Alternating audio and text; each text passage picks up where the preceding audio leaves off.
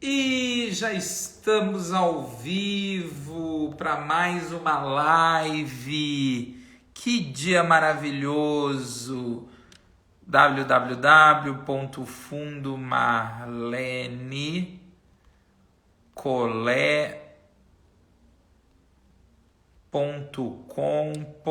www.fundomarlenecolé.com.br. Ó o do Seco aí, do RD1, esse super noveleiro.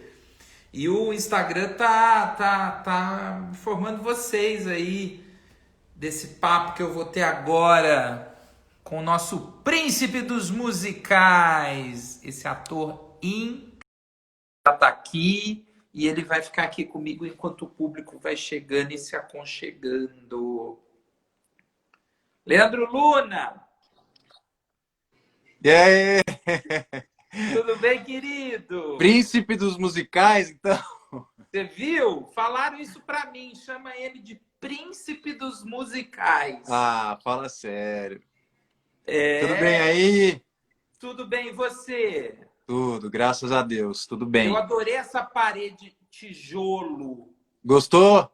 É tijolo mesmo ou é a luz que tá mudando ela? Não, é a cor, né?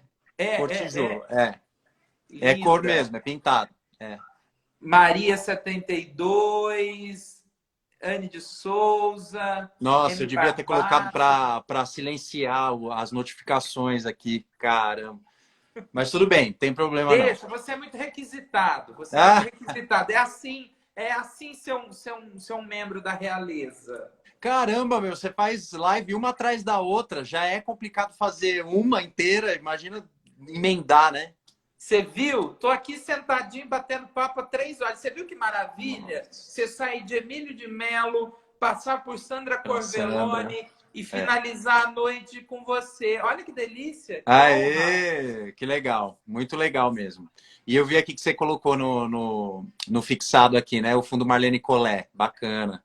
Sim, Eu eu também dedico tenho ajudado sempre. bastante eles lá. Sim, eu dedico sempre as lives ao Fundo Marlene Colé, porque para quem não sabe, muitos artistas como nós que ficam nos palcos, mas outros tantos que o público não conhece, mas que estão ali, camareiros, maquinistas, designers de luz, técnicos de som, bilheteiros, estão passando por muita dificuldade nesse momento. Sim, O nosso meio foi o primeiro a parar e deve ser o último a voltar.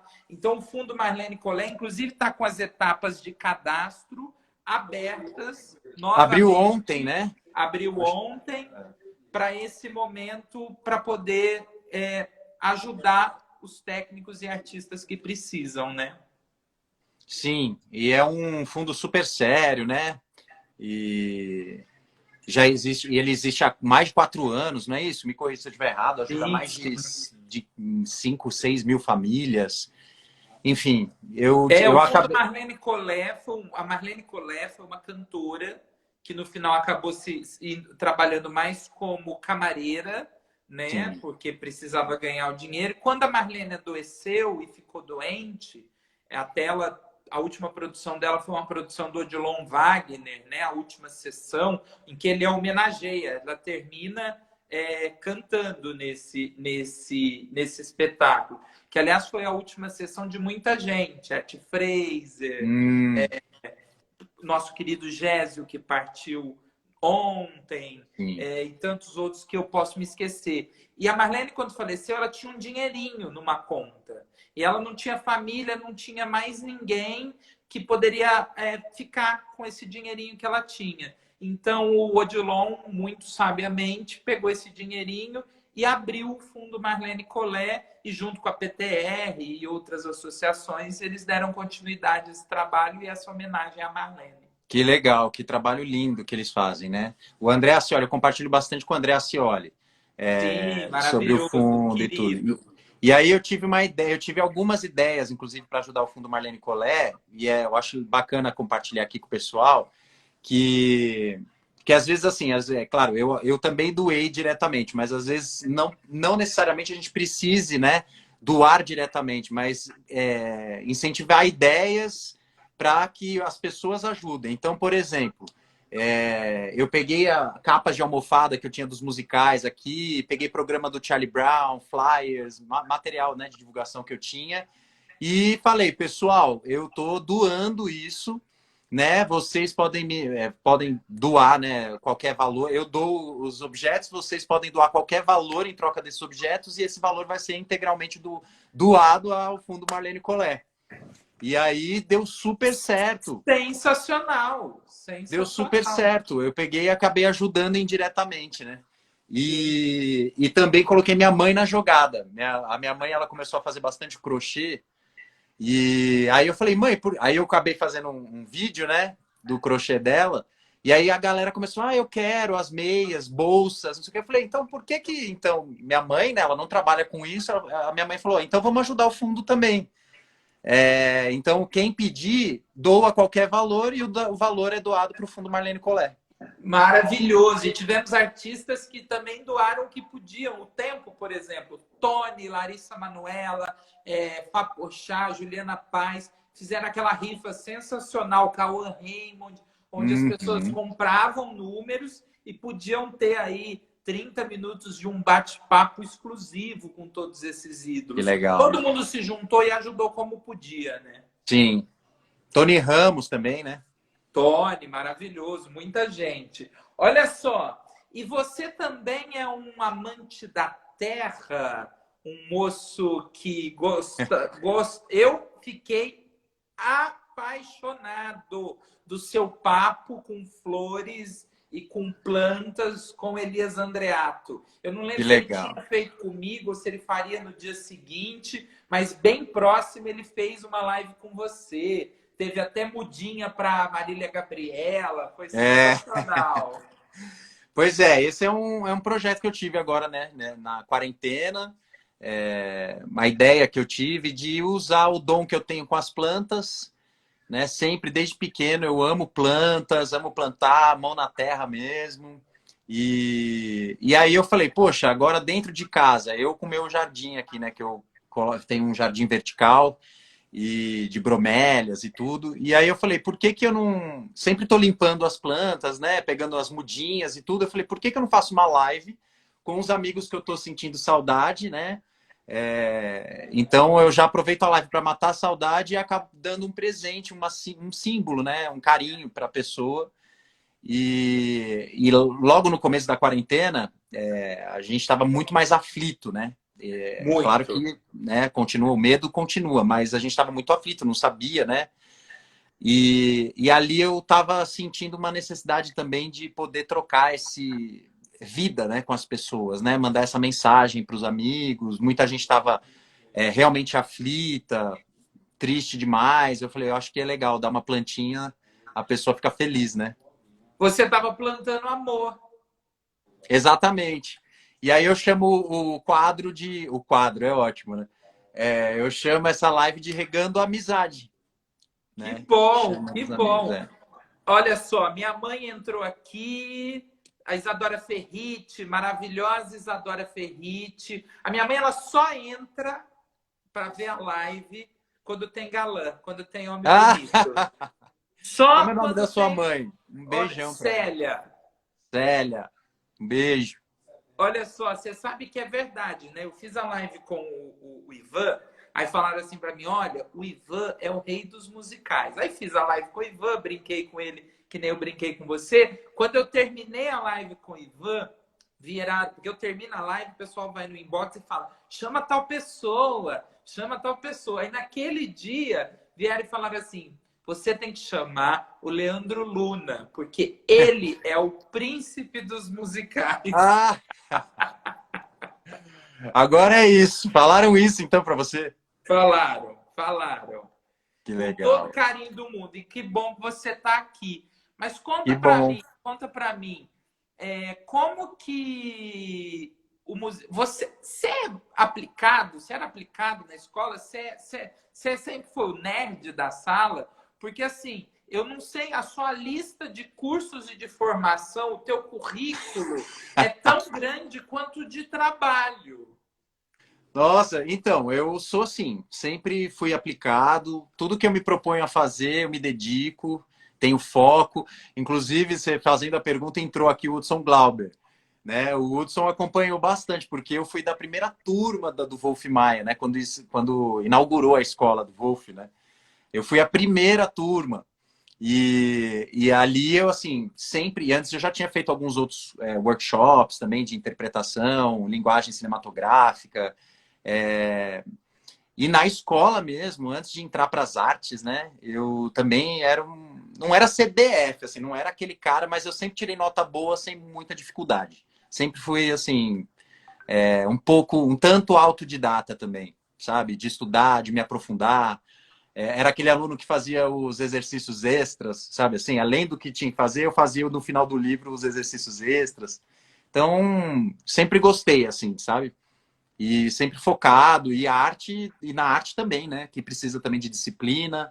Então, para mim, funcionou bastante, né? Tanto na aprendendo a cantar, a desenvolver, né? Esse talento, a dança, o teatro musical, enfim. Então é isso. Olha só, recebemos várias visitas ilustres, mas não posso deixar de agradecer a presença da maravilhosa Ana Lu Prestes aqui com a gente, acompanhando o nosso bate-papo. Beijo, Ana Lu! Beijo, Ana Maravilhosa! Lu! E olha só, o que, que veio primeiro? O teatro, o canto, a voz? Você é muito engraçado. Conversei com vários amigos seus que disseram que você é engraçado. Bom, eu fico imaginando o que não deve ser o camarim com você, Elisa Andreatos, em Nossa, Nicudo, em Amigas Peronomútil. é uma delícia. Então, assim, eu imagino que deve ter sido a direção do Zé Posse. Devia ser Uhum. assim, né? E eu queria, o que, que veio primeiro? Você lembra qual foi a primeira peça que você viu? O que, que te despertou? Você falou, é isso que eu quero fazer?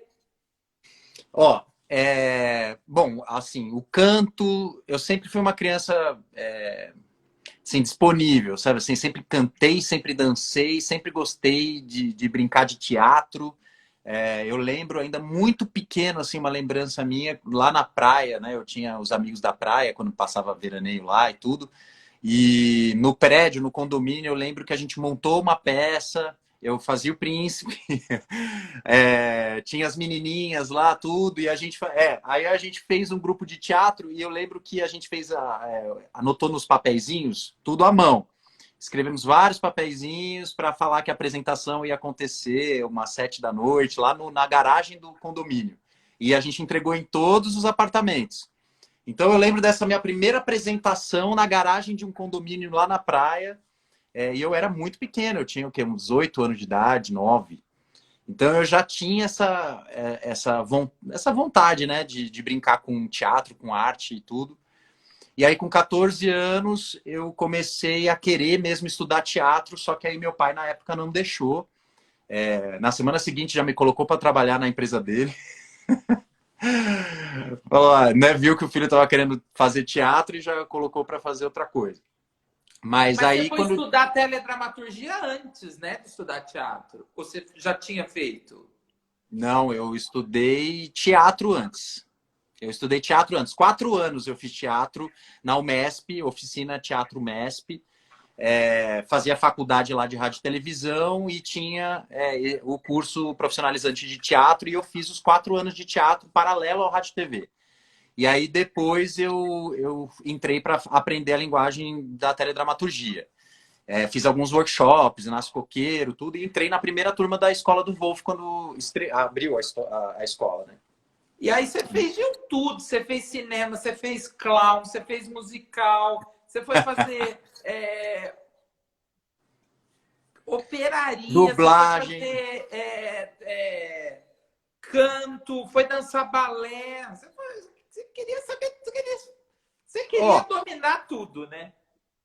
eu, assim, e produzir, né? E se produzir, né? Principalmente, porque, assim, eu acho que a gente tem que saber de tudo um pouco, né? Assim, e principalmente na arte, no teatro, o ator em si, quanto mais disponível ele tiver, mais skills mesmo, né? Assim, mais talentos desenvolvidos, é melhor para ele, né? O mercado ele é muito competitivo, a gente sabe disso. Então eu comecei a perceber isso lá atrás.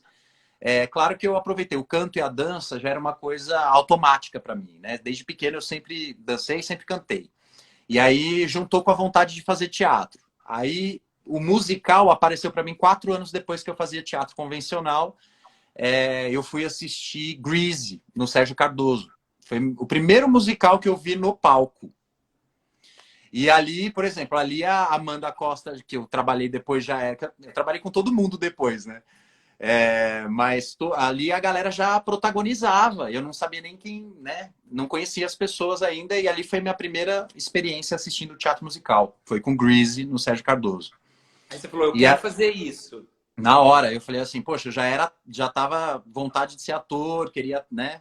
Estudando e tudo paralelo, né? Fiz comércio exterior, eu fiz 2 anos e meio de comércio exterior, depois que eu fui para a Rádio e TV, né? Eu parei Gente, realmente você de é um trabalhar. inquieto. Inquieto mesmo. Eu parei de trabalhar na empresa do meu pai, já fazendo as duas coisas ao mesmo tempo. Quando eu falei, eu preciso focar mesmo e não dá mais para dividir meu tempo com dois assuntos totalmente diferentes, né? Que era comércio exterior e teatro. E aí eu me formei em rádio e TV, e aí eu, enfim, fiz cursos, e aí o musical veio também. Aí quando eu comecei no musical, eu lembro minha primeira audição foi com a audição, eu fiz o Ah, Se Eu Fosse Bob Fosse, né? Que foi lá na escola do Wolf, e foi com o Tumura. O Tumura que me audicionou.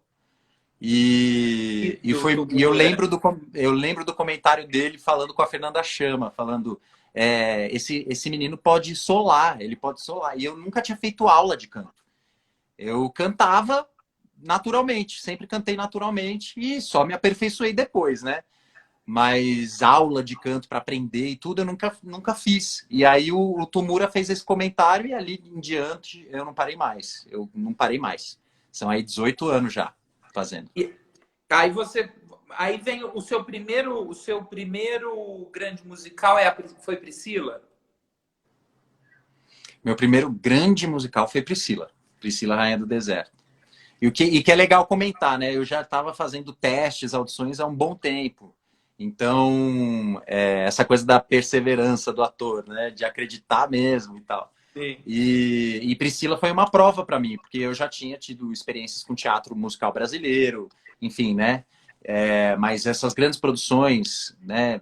Que vêm de fora, tudo, eu nunca tinha passado nos testes. Eu fiz teste para o Rei Leão, da Alemanha, foi uma gafe. Tentei fazer o teste do Chicago, a primeira montagem. Cheguei 5 minutos atrasado, não consegui entrar no teste. Tipo, uma coisa encavalando na outra. E aí chegou a passar na minha cabeça, assim, algumas vezes, né? Será que eu consigo mesmo fazer esses musicais, né? E aí eu fui fazer o teste do Priscila Rainha do Deserto e ali abriu as portas, graças a Deus. Assim, foi muito bom o resultado do trabalho também, todo mundo gostou. Você assistiu? Eu não assisti, Ah, mas eu queria muito ter assistido. A Simone fez esse musical, não fez? fez, era uma Minha das divas. conterrânea de Ribeirão Preto, Simone Gutierrez. É uma das divas, maravilhosa. E a Simone, depois eu fiz Tudo é Jazz com ela, que foi também uma experiência bacana, uma loucura fazer Tudo é Jazz, mas foi legal. E A aí a peça é muito loucura dos boa. musicais não saiu mais da sua vida, né? Não saiu mais da minha vida até o dia que eu comecei a sentir realmente falta de voltar ao teatro convencional. E comecei a comentar com as pessoas que eu conhecia, né? Eu falava, poxa, me chama para fazer prosa, me chama para fazer, né, sem ser musical, né? Já fazia uns 15 anos que eu vinha fazendo teatro musical um atrás do outro, graças a Deus, mas a gente quer, né, fazer outras coisas também.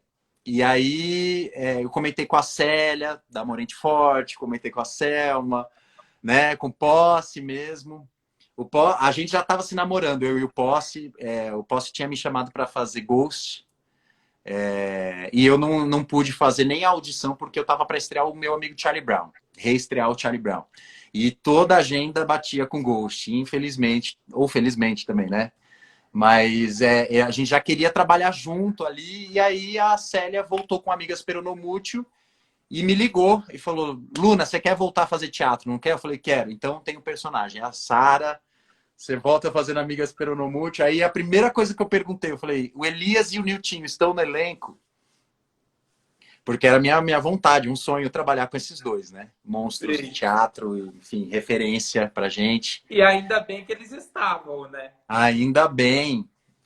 Nossa, tem sido maravilhoso fazer Amigas Peronomútil, teatro, né? Teatro na veia ali, comédia também, que é algo que não é fácil, né? Fazer comédia. Não, e E outra, fazer comédia com o Newton e com o Elias, que assim, quem não conhece, o Elias é muito engraçado. O Elias tem muito. um tempo de humor e um jeito de mandar uma mensagem. Ele tira sarro das pessoas de um jeito que é incrível. Elias é maravilhoso, né? Elias é maravilhoso. O Elias é maravilhoso e o Niltinho também, quando você fala de... Poxa, eu ria tanto quando eu assisti Amigas no Frei Caneca, porque eu já tinha assistido a peça. Eu chorei de rir. Eu falava: meu Deus, quem é esse cara? O Niltinho. E aí eu me apaixonei. Eu falei: eu quero trabalhar com eles. E depois eu assisti muito as peças do Elias, tudo, né? Que ele dirigiu e que ele fez como ator. E ali, quando eu falei: eu vou fazer uma peça com eles, eu não tinha como, né? Fiquei feliz, porque imagina dividir o palco com esses monstros, né? Sim. Maravilhosos.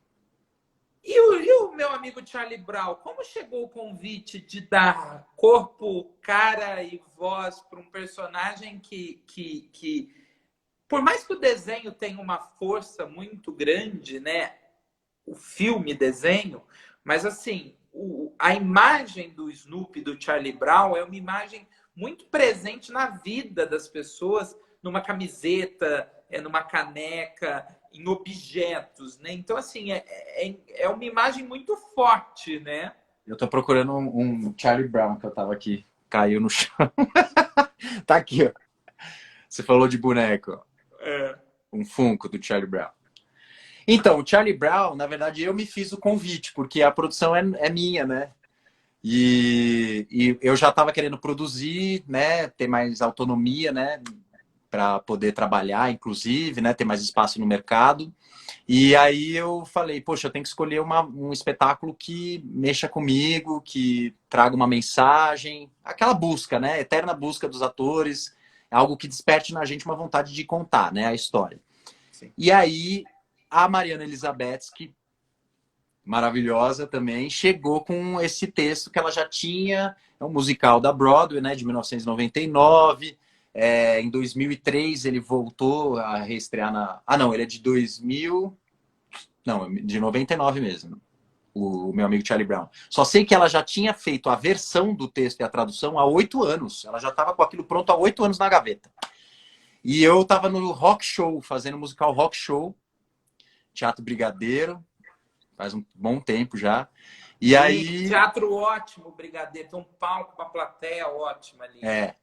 grande, né? Teatro Grande, grande. um E o Rock teatrão, né? Show tava um sucesso. O Rock Show foi um sucesso. Era lotado, até gente caindo do lado de cima, assim. Era lotado o Rock Show. Eu lembro porque eu estava em cartaz com o Rock Show e eu estava com essa vontade de produzir. O texto do Charlie Brown chegou na minha mão, em português, já traduzido. O CD, ela me entregou junto com o CD do original, a trilha original da Broadway. E aí, quando eu li o texto, ouvi as músicas, eu falei: essa é a oportunidade de começar a produzir, né? Trazendo essa história para o Brasil. E foi o que eu fiz. Pastei para produzir a primeira vez, né? Ainda me jogando para fazer um musical da Broadway. A gente sabe que tendo orquestra, a produção já não é uma produção enxuta, né? É uma coisa grandiosa. Então foi um trabalho, um perrengue para fazer 3 meses de temporada. E aí, depois de 3 meses, por falta de patrocínio, N motivos, eu guardei o cenário e falei: um dia eu volto com essa peça da forma que ela merece ser vista, de preferência no Brasil, né? E 6 anos depois, por conta da estreia do filme da Fox, que foi o que me impulsionou a voltar com o musical. Quando anunciaram que o filme do Charlie Brown e do Snoopy ia estrear no cinema de novo, né, animação, eu falei, agora é a hora de voltar com a peça. Aí eu fui atrás, chamei o Thiago Abravanel para fazer o Snoopy. Na verdade, chamei para fazer o Lino, e aí ele me convenceu a fazer o Snoopy. E foi muito legal. Aí sim, a peça voltou, e com chave de ouro, com patrocínio, a gente conseguiu, enfim, PROAC para fazer São Paulo. Depois a gente conseguiu o Rouanet para viajar ao Brasil. Enfim, vendemos o espetáculo pelo Brasil. A gente chegou a levar o Charlie Brown para Manaus, Boa Vista, Brasília. A gente fez a virada cultural aqui no Vale do Anhangabaú. Enfim, um projeto que realmente conseguiu ser fomentado, né? Assim, a gente conseguiu levar o espetáculo pelo Brasil, e um espetáculo lindo, né? Um musical com uma mensagem linda, resgata, né, tanta coisa da simplicidade da infância, humildade, amizade, amor. Então é isso. E você E ainda ganhei o prêmio Bibi Ferreira, né? Falar isso porque foi a cereja do bolo. Depois de ter feito uma montagem que teve que parar por falta de patrocínio, voltar 6 anos depois, conseguir isso tudo, e ainda vem o prêmio Bibi Ferreira e coloca essa cerejinha no meu bolo. Perguntei para a Sandra Cordelone, né, como foi ganhar Cannes, desbancar Angelina Jolie, Julianne Moore. Ela falou assim, eu sou foda. Você é foda, Leandro Luna. Uhul! Valeu, não, mas é uma alegria, né? Um reconhecimento, né? Dá um afago, assim, né? No coração, assim, porque é legal o reconhecimento do nosso trabalho, e não é fácil, né? O nosso trabalho não é fácil, né? É uma luta, é um suor, e é uma perseverança mesmo, né? Então... E eu lembro de ler na época que, assim, além da atuação, era merecido pelo conjunto da obra, porque você foi muito sábio. Nunca é fácil retroagir, guardar o cenário e falar, uma hora eu vou voltar e ainda resgatar um projeto. Você fez algo que acontece muito pouco para o artista. Porque a gente, às vezes, quando um projeto não dá certo, a gente pega um certo desgosto, nunca mais quer voltar. Total. Você foi muito frio até na forma.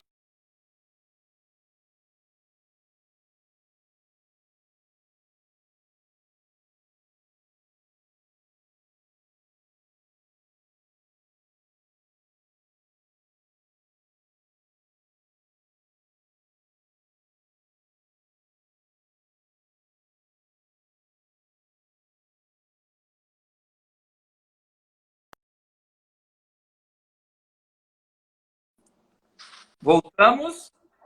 Estamos vivos? Voltou! Sim.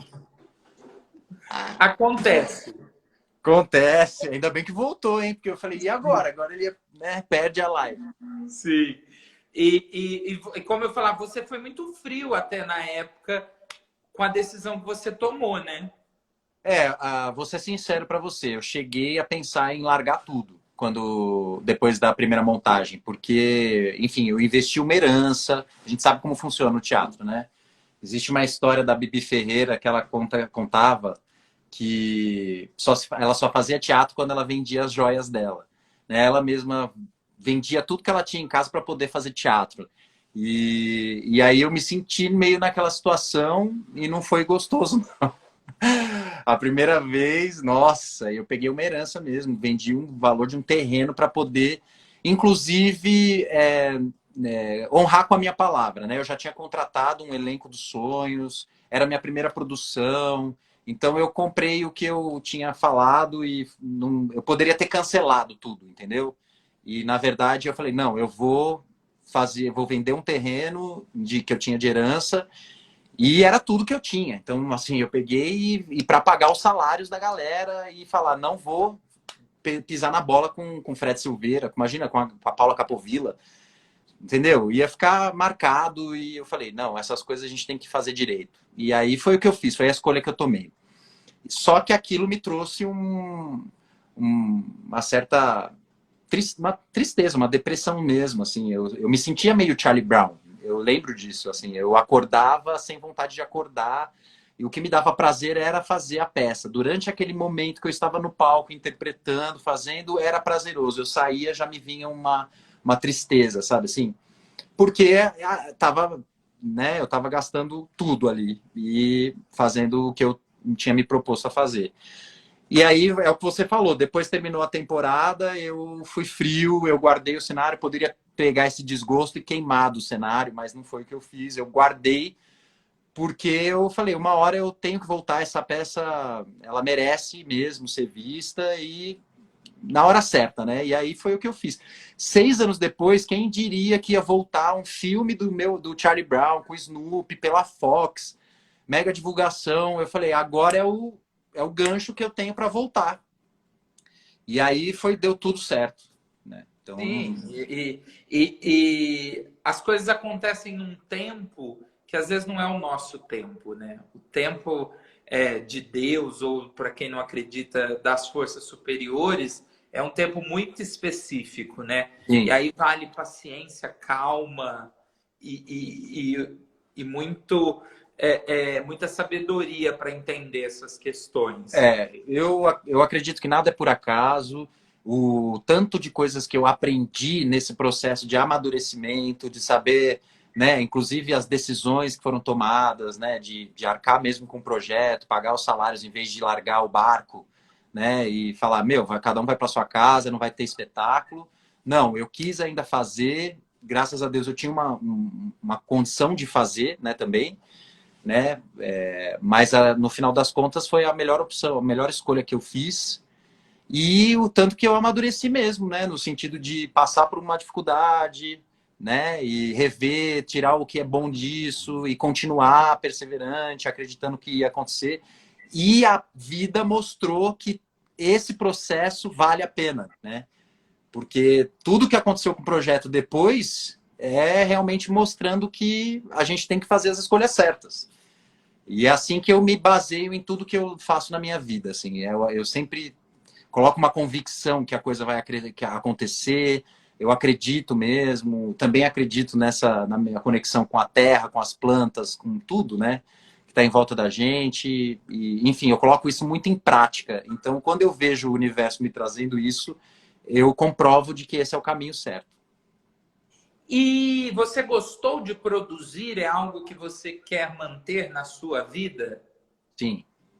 Gostei de produzir e há 10 anos, né, eu produzo, tenho era a Nectar Cultural, agora faz 1 ano para 2 que a gente mudou para Viva Cultural.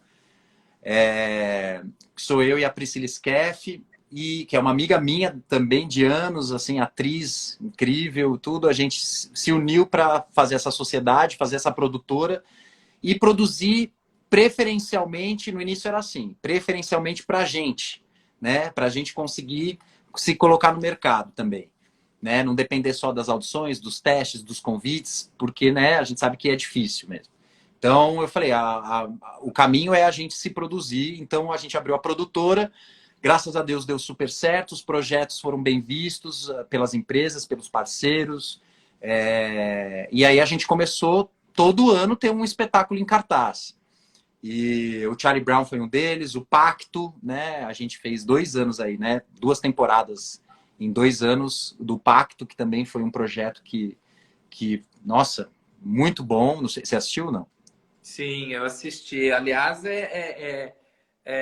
eu achei de uma inteligência enorme, tanto você quanto o André, nas datas e horários que vocês testaram para fazer o espetáculo, né? Se eu não me engano, eu acho que eu assisti numa quarta-feira no Teatro Porto Seguro, talvez, Sim. tá? Muita coisa, e eu posso estar enganado. Não, era E isso mesmo. você e o André estavam um desbunde, assim. É um espetáculo que eu acho que vocês, quando sobrar um tempo na agenda, se você estiver fazendo teatro de quarta, quinta, sexta, sábado, domingo, vocês voltam e fazem sessão desse espetáculo às terças-feiras. É, Porque é incrível, assim. Eu lembro que o Zé Henrique, você abria o guia off em São Paulo e tinha 5 espetáculos que era a direção do Zé Henrique, mas tranquilamente o pacto era o melhor, que É. era realmente incrível.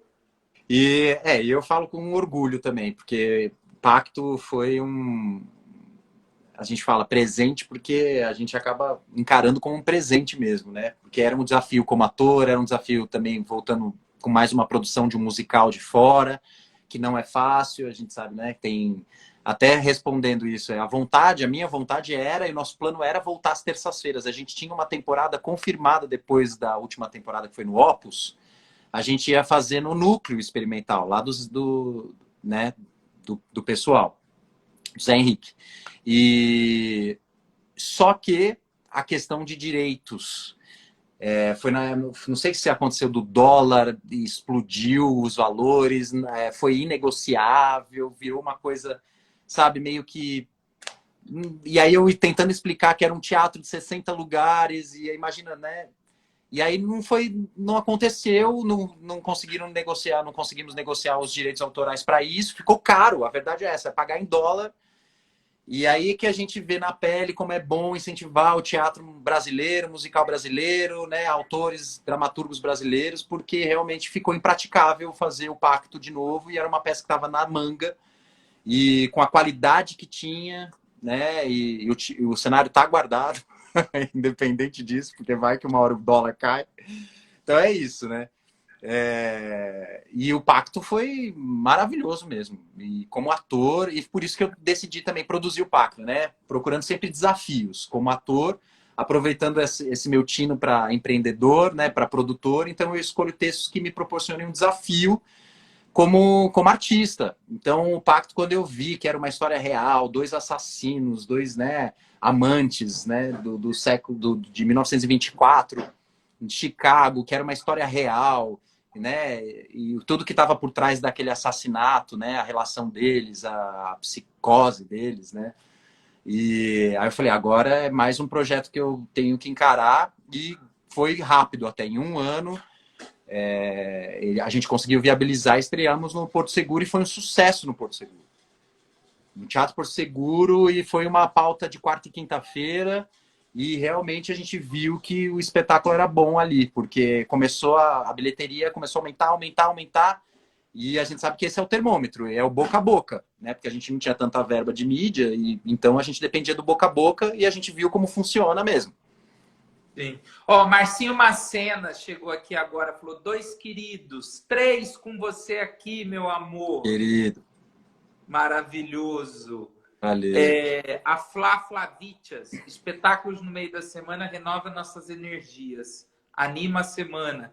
Muito. Fabrino Ribeiro. Eu Leandro tinha, é eu um dos tinha o maiores hábito. talentos na atualidade. Merece ir muito além.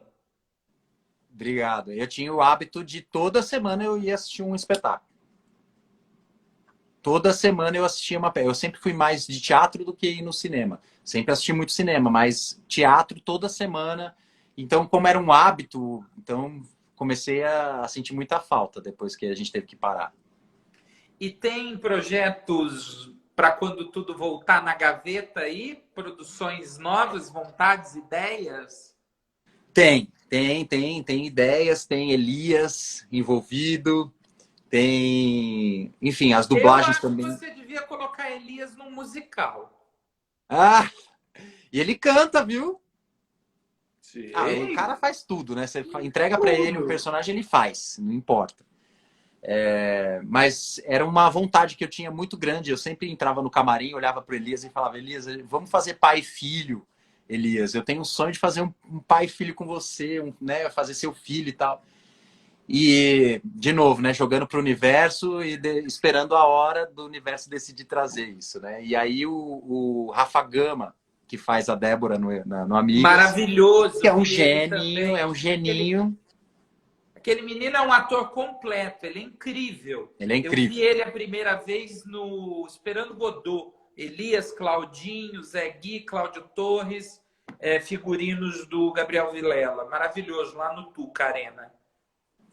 E o Rafa escreveu um texto maravilhoso que, se Deus quiser, na nossa retomada o ano que vem, né, que seja o ano que vem, esse é o projeto que eu vou encabeçar, né? Já está encabeçado, já, enfim, chama A Vela, e o Elias fazendo meu pai, e eu faço o Carlos Eduardo, que na verdade é Emma Bovary.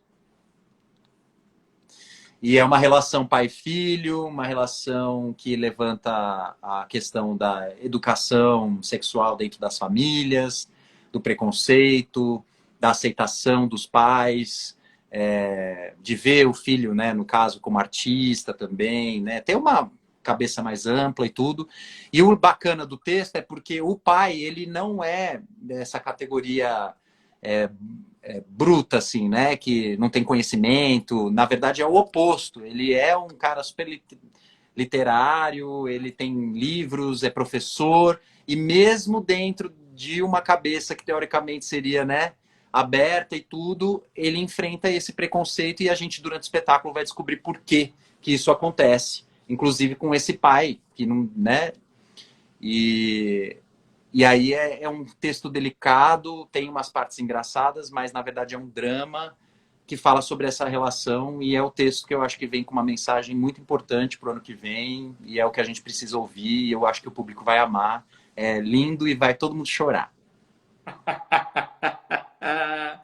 E eu e Elias. Olha, o Diego Coutinho está perguntando, Leandro, qual a ordem da sua preferência? Atuar, dublar ou produzir? Eu imagino qual seja a resposta. Mas aí depois, como ele já lançou a dublagem, eu quero que você engatilha como foi dublar Viva, a Vida é uma Festa e dublar um desenho da Pixar, né? Um desenho da Disney. Sim. Bom, primeiro, atuar, né? Isso vem. A gente, durante a vida, a gente tem que saber olhar para a gente e descobrir quais são os nossos talentos e até, né, o que a gente está fazendo aqui, né? E aí, quando eu volto lá para minha infância e vejo realmente o amor que eu sempre tive nas expressões artísticas, dança, canto, interpretar, e todo o caminho que eu tive de descoberta sobre a missão do artista, né? Porque a gente passa por fases, né? Não, e você transitou, antes de chegar nesse meio dos musicais, quem não conhece o teu currículo, você transitou por várias vertentes, vários grupos, vários tipos, você experimentou de tudo. Você é um guloso. Sou um guloso da arte. Maravilhoso. Mas é verdade. Aí eu peguei e fui. Eu até esqueci onde a gente estava agora. Pessoa ouve som guloso, vem a arte, já pensa num pudim, num pedaço de pizza, no horário, fala, meu Deus, não posso assaltar a geladeira e esquece todo o enredo da conversa. Não, respondendo de beijo, Di. O Palhaço Sossego tá na live. Ricardo também, Pacheco, pessoal. O Palhaço Sossego, maravilhoso. Bom, Di, é o seguinte, eu prefiro atuar, né? Então, porque eu vejo como meu dom natural, desde pequeno eu gosto disso. Então, graças a Deus que eu tive a oportunidade de investir aí minha vida nesse meu talento. E depois produzir veio como necessidade, né? Para eu continuar atuando e também me sustentando da arte. Diretamente, porque, enfim, e eu acho que me ajudou muito também a fazer relacionamentos, né? Como produtor, a gente acaba tendo outras visões, né? Do backstage, sim, das necessidades e tudo, então também ampliou, né? Eu amadureci artisticamente com a produção. E aí depois ele fala de dublagem. A dublagem, agora respondendo, eu com essa pegada de pequeno, de sempre cantar, dançar e interpretar, né? Eu tinha vários bonequinhos, He-Man, eu adorava aqueles bonequinhos e tudo, e eu ficava fazendo como se fosse teatro, historinhas. Eu pegava os bonequinhos He-Man e tudo, dos personagens, e inventava outras histórias. Então, eu sempre tive muita criatividade nesse sentido, de bolar histórias e pensar em personagens e tudo. Isso mostra o quão importante é brincar, né? Com certeza. Ajuda a ampliar a criatividade das crianças, né? Sim. Inclusive, pensando, né? Você falou de brincar, né? Como é importante e também trabalhar na hora certa. Porque eu fui colocado para trabalhar com 14 anos, eu acho importante ter uma visão, mas para mim não foi uma experiência tão bacana, porque eu só fui, de repente, se eu tivesse mergulhado no teatro com 14 anos, talvez eu tivesse tido uma outra, né, uma outra trajetória, com certeza, talvez não, né? Com certeza eu teria tido uma outra trajetória. Mas é só porque como é importante a gente incentivar, né, a vontade da criança, ver, perceber, né, o que que ela quer, o que que ela tem vontade de fazer, sem julgamentos, porque é claro que, né, principalmente no Brasil, a preocupação do meu pai era que eu passasse fome, né? Pô, você vai ser artista no Brasil, e eu lembro de uma das coisas que ele comentou comigo, ele falou, eu não posso te ajudar em nada nessa área, eu não sou Tony Ramos, eu não sou Lima Duarte, eu não sou... Entendeu? Eu lembro que ele falou assim, porque ele falou, eu não tenho como te ajudar, você vai estar sozinho nessa área, você vai ter que conhecer todo mundo sozinho. Eu falei, deixa eu tentar, porque aí é a única chance que eu tenho, né? De saber se vai dar certo. E Mas eu também... acho engraçado você contar isso. Comigo aconteceu. A minha mãe, ela sempre incentivou do seguinte sentido: vai lá. Se der ruim, volta que aí a gente vê o tem que. isso também. A gente nunca tá Minha desamparado, mãe né? nunca. Primeiro que eu acho que minha mãe não acha grande coisa, assim, sabe? Minha mãe é muito sincera, muito cética. Então ela ia assistir e falava, gostei, né? Não é essas coisas, não. Mas eu acho assim que era muito legal como ela ajudava como podia. Sim. Terminava, eu via mãe de outros atores amando, ia. Tinha mães que iam ver o espetáculo, se o espetáculo apresentasse 15 vezes, elas iam ver as 15, né? Minha mãe, imagina. Mãe é assim, né? Eu uma vez, já vi a história, já conheço. Mas a minha mãe, ela tinha uma coisa assim, terminava, ela ia no camarim, não tinha muita afobação, mas, ó, e o figurino? Precisa que arruma? Tem apresentação amanhã, eu vou levar já lavo, porque depois das apresentações vocês vão, né? Então amanhã tá pronto. Então, assim, eu acho que cada pai, cada mãe se preocupa e ajuda como pode. E também, de certa forma, a nossa vida artística acontece como tem que acontecer e como a gente Sim, se dedica, né? exatamente. E é assim, né? Não tô culpando, pelo amor de Deus, né? Não tô culpando meu pai, né? Os Dia dos Pais tá aí. E, e Não, de forma alguma, acho que nem Não, e sentimos ele isso. imagina, e é porque também eles têm as crenças deles, ele tinha preocupação comigo, sim, né, de eu passar dificuldade, e é uma realidade, né? Ele tem embasamento para fazer, para falar isso. Mas a vontade, na verdade, a vontade acaba falando mais alto, né? Eu com 14 eu não comecei, mas com 18, quando eu pude ter autonomia das minhas escolhas, eu peguei, fui direto, mergulhei. E aí com 21, aí foi aí assim, que eu não parei mais. Aí que eu... E a dublagem veio então junto nessa parte da minha infância, tudo misturado, né? Aflorando toda essa parte artística. Eu, como Disney maníaco, né? Criança Disney maníaca, meu sonho era ir para Disney, né? Aquela coisa, e Mickey, e os personagens. E aí eu era fã do Rei Leão. Foi o primeiro filme que eu vi no cinema. Foi o Rei Leão. Foi também? Foi. Caramba! Juro. Foi o primeiro filme que eu vi no cinema, foi o Rei Leão. O Cine Rei Leão. Bristol. Cine Bristol, aqui em Ribeirão Preto. Que legal, meu. E aí foi, eu lembro, foi a Josefa que trabalhava em casa e é amiga da gente até hoje. Aí você não sabe. Aí ela me levou, ela queria me levar para assistir o Rei Leão, sabia que eu era Disney maníaco. Esse Rei Leão ficou um ano passando em casa depois em VHS e eu falando a fala de todos os personagens. Meu Você pai acha que chegava. aqui, ó, vou te mostrar só o da sala, para você achar que se você tá ou não lidando com um Disney maníaco. Deixa eu ver Vai. se tem alguma coisa que não pode aparecer. Peraí. Não, vai que tem uma cueca em cima do negócio aqui, pelo amor de Deus. Mas, ó. Nossa! Ai, que lindo! Eu queria tanto aquele castiçal e o relógio da Bela Fera.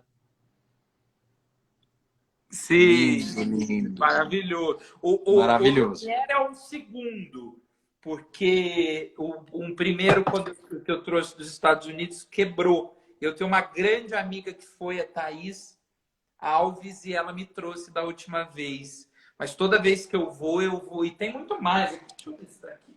Tem aqui, ó.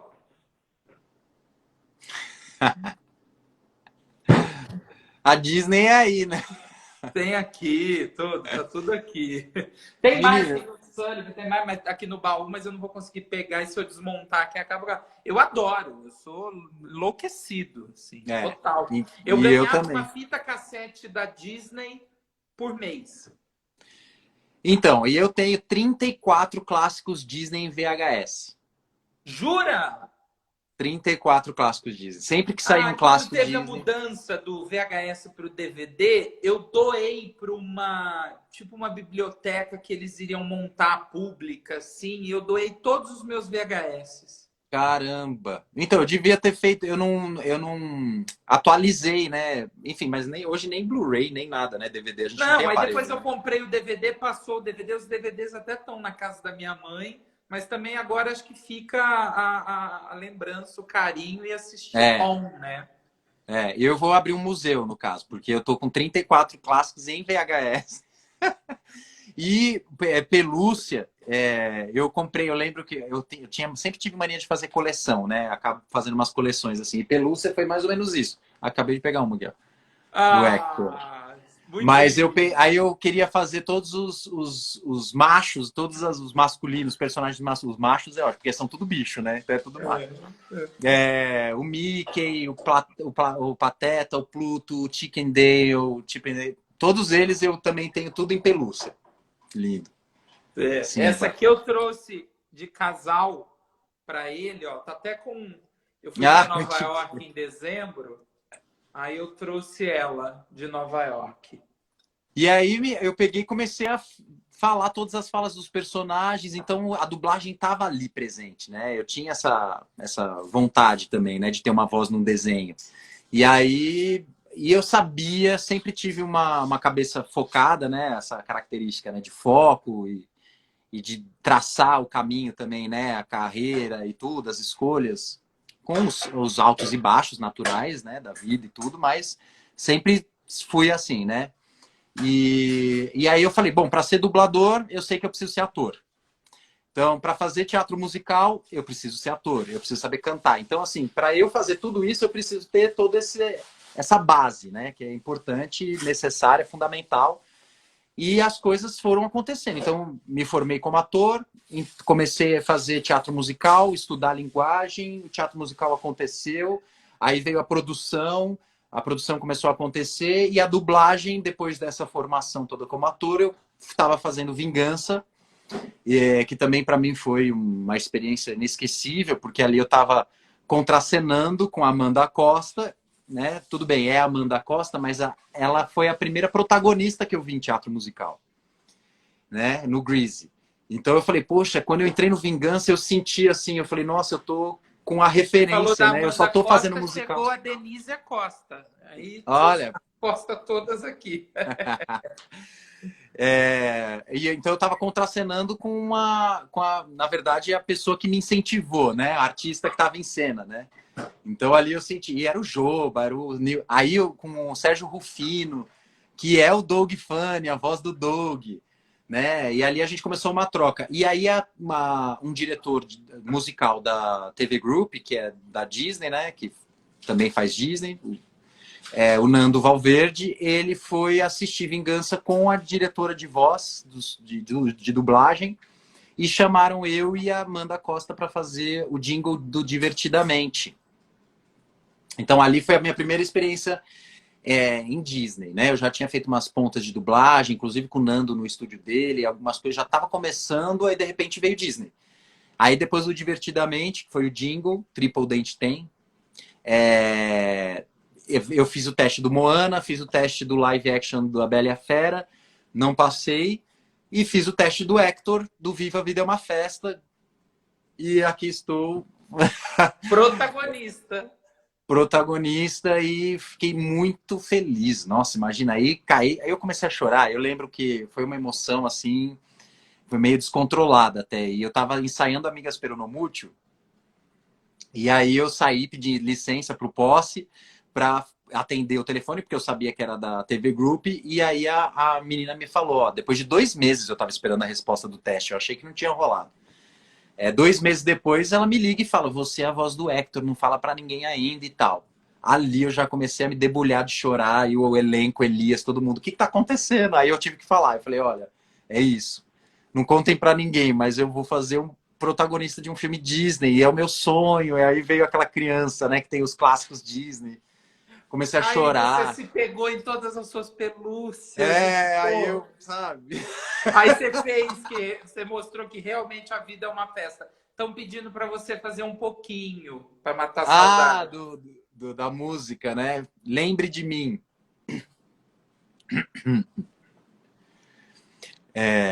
Lembre de mim. Hoje eu tenho que partir. Lembre de mim. Se esforce para sorrir. Não importa a distância, nunca vou te esquecer. Cantando a nossa música, o amor só vai crescer. Lembre de mim, mesmo se o tempo passar. Lembre de mim, se o violão você escutar. Ele com seu triste canto te acompanhará. E até que eu possa te abraçar, lembre de mim.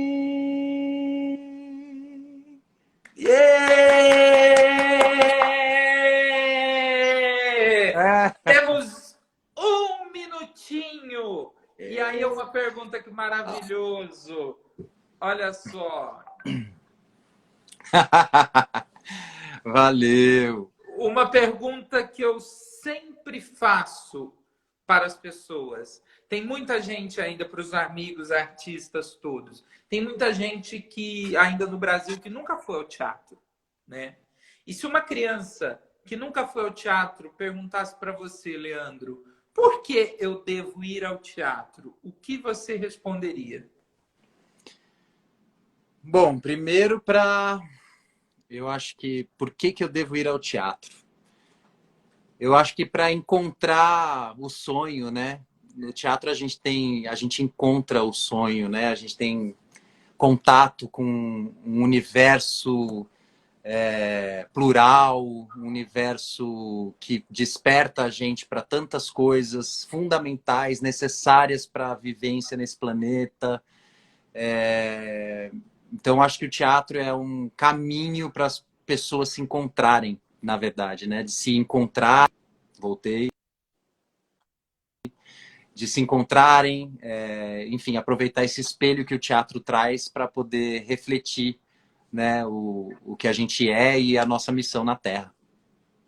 Olha, eu espero que você continue sendo guloso desse jeito, que você continue, quando tem vontade de fazer as coisas, produzindo, quando tem vontade de dizer para todo mundo, eu quero voltar, eu quero fazer isso, quero fazer aquilo, pedir também, porque é assim, é o lugar dos bons e dos que se dedicam. Meu querido, muito obrigado! Eu que agradeço. Valeu, obrigadão, Pedro. Valeu pelo convite. Um beijo para todo mundo. Todo mundo se cuida, né não? E a gente se encontra no teatro, né, no ano que vem, se Deus quiser. Em algum momento, pessoalmente, É rodeado isso de aí. beijos, abraços e E aplausos. que a arte Até a esteja no próxima. coração de todo mundo. Até a próxima. Beijo. Valeu, tchau! Tchau, tchau.